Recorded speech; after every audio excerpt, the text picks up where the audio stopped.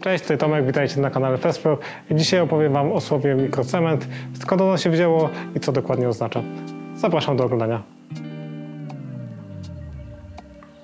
Słowo mikrocement pochodzi od hiszpańskiego słowa microcemento, ale zanim przejdziemy do wyjaśnienia jego znaczenia, musimy nabrać nieco szerszego kontekstu i przeanalizować, jak tego typu produkty nazywały się i rozwijały w innych krajach Europy. Mam tu na myśli Francję, Hiszpanię oraz Włochy. Kraje, które mają najdłuższą historię związaną z tymi technikami dekoracyjnymi. Przykładowo we Francji przyjęło się nazewnictwo beton cire. We Włoszech z kolei funkcjonują równolegle dwa słowa microcemento oraz microtopping, a w Hiszpanii, jak wspomniałem na początku, jest to słowo microcemento. We francuskiej Wikipedii znajdziemy szeroki opis znaczenia słowa beton cire. W wolnym tłumaczeniu oznacza ono beton woskowany, jednak wraz z rozwojem technologii pod koniec lat 90. wosk został zastąpiony przez lakiery poliuretanowe, o czym również francuska Wikipedia wspomina. Znajdziemy tam informację, że beton cire nazywany jest mikrocementem lub mikrobetonem. Idąc dalej, definiuje ona beton cire jako ogólne określenie różnego rodzaju technik dekoracyjnych nadających charakterystyczny look na powierzchni. Opisanych jest tam wiele technik wykończeniowych, m.in. najnowsza technologia, która pozwala na wykonywanie systemów o bardzo małej grubości rzędu 2-3 mm. Artykuł wskazuje, że tego typu wykończenie możemy aktualnie wykonać za pomocą różnych materiałów. Nie tylko betonów na bazie cementu, ale również zawierających żywice epoksydowe, systemy dyspersyjne o zwiększonej odporności na wodę, produkty hybrydowe i tym podobne. Przechodząc do włoskiego słowa microtopping. W mojej opinii najbardziej intuicyjnie określa produkty i techniki, o których dzisiaj mówimy. Dlaczego? Ponieważ microtopping oznacza małą, cienką warstwę na powierzchni.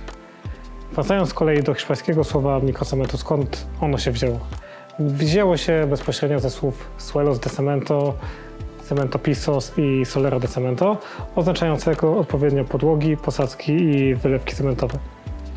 Ale jak to w życiu i mowie potocznej, Hiszpanie zaczęli skracać te słowa i mówiąc o podłogach w kontekście posadzek cementowych, zaczęli używać po prostu samego słowa cemento.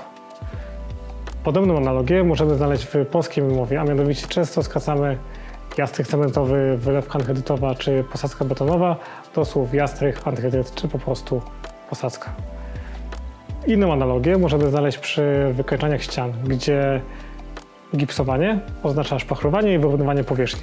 Przez wiele lat wykonywało się to masą na bazie gipsu, jednak aktualnie materiały te wypierane są przez produkty polimerowe, które z gipsem mają coraz mniej wspólnego, a samo słowo gipsowanie ciągle funkcjonuje.